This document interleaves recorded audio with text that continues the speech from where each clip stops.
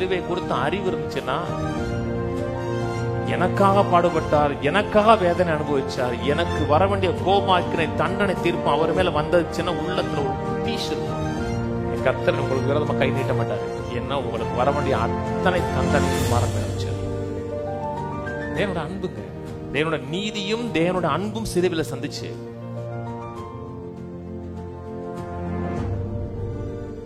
மனுஷரை பார்க்கலும் அவருடைய முகப்பார்வையும், மனுபுத்திரை பார்க்கலும் அவருடைய ரூபம் இவ்வளவு அந்த கேடு அடைந்தபடினால் அவரை கண்ட அநேகர் பிரமிப்படைந்தார்கள்.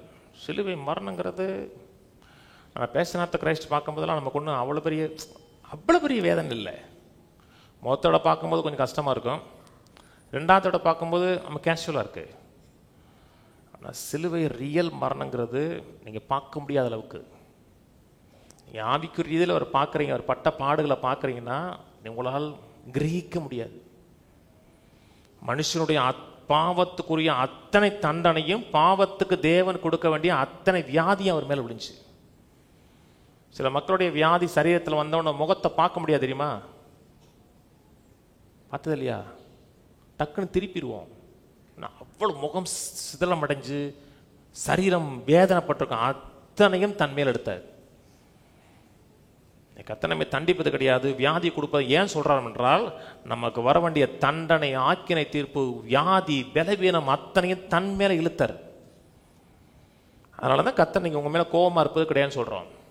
நீ சொல்ல கிருவை பேசுறவங்கலாம் பாவத்தை லைட்டா நினைக்கிறாங்க. ஐயோ, நான் பாவத்தை லைட்டா நினைக்கல, தேவன் கொடுத்த கிரை எத்தனை மேன்மையா நினைக்கிறேன். பாவத்தை லைட்டா நினைக்கிறதுக்கு நம்ம பைத்தியக்காரனா? கொடுத்த கிரையும் பெருசுங்க. கிரைங்கிறது கணக்கிட முடியாது. வெறும் சரீர வேதனை மட்டும் கிடையாதுங்க, ஆவியிலேயும் உணர்ச்சியிலே வேதனைப்பட்டார். சிலுவையில் சொல்றா, என் தேவனே என் தேவனே ஏன் என்னை கைவிட்டின்னு கதறினார். அவ்வளவு வேதனையும் உபாதைகளை அனுபவிச்சார். அதனாலதான் கர்த்தர் இன்னைக்கு உங்க மேல கோபமா இருப்பது கிடையாதுன்னு சொல்றோம். கொடுத்த கிரயம் பெருசு. இந்த காரியத்தை சாதாரண மனித மூளையில புரிந்து கொள்ள முடியாதுங்க. அதுக்கான ரெவலேஷன் இருக்கு. அப்படின்னா எந்த ஒரு மனிதனும், எவ்வளவு மோசமான மனிதனும், கர்த்தரை எப்படி என்னை மன்னிப்பார், கர்த்தரை எப்படி நேசிப்பான்னு சொல்ல மாட்டான். சிலுவை குறித்த அறிவு இருந்துச்சுன்னா, எனக்காக பாடுபட்டார், எனக்காக வேதனை அனுபவிச்சார், எனக்கு வர வேண்டிய கோபாக்கினை தண்டனை தீர்ப்பு அவர் மேல வந்ததுச்சுன்னா உள்ளத்துல ஒரு பீஸ் இருக்கும். பிள்ளைகள் தவறு பண்ணும்போது அடிச்சிருக்கேன், ஏத்து பேச மாட்டாங்க, அமைதியா நிப்பாங்க. அடி என்ன தப்பு தப்பு பண்ணியிருக்கோம், தப்பு நாம போய் அடிங்க பாபுன்னு கூப்பிடுவாங்க. நான் அக்கா அம்மாமாங்க. அடி வாங்கினதுக்கு அப்புறம் உள்ள ஒரு பீஸ் இருக்கும். இன்னமே நம்ம தொட மாட்டாங்கடா, ஏன்னா சரியா கொடுத்துட்டாங்க, இன்னமே தொட மாட்டாங்க. கர்த்தர் உங்களுக்கு விரோதமா கை நீட்ட மாட்டாரு. ஏன்னா உங்களுக்கு வர வேண்டிய அத்தனை தண்டனையும் குமாரன் மேல வச்சார். தேவனோட அன்புங்க, தேவனோட நீதியும் தேவனோட அன்பும் சிலுவையில சந்திச்சு.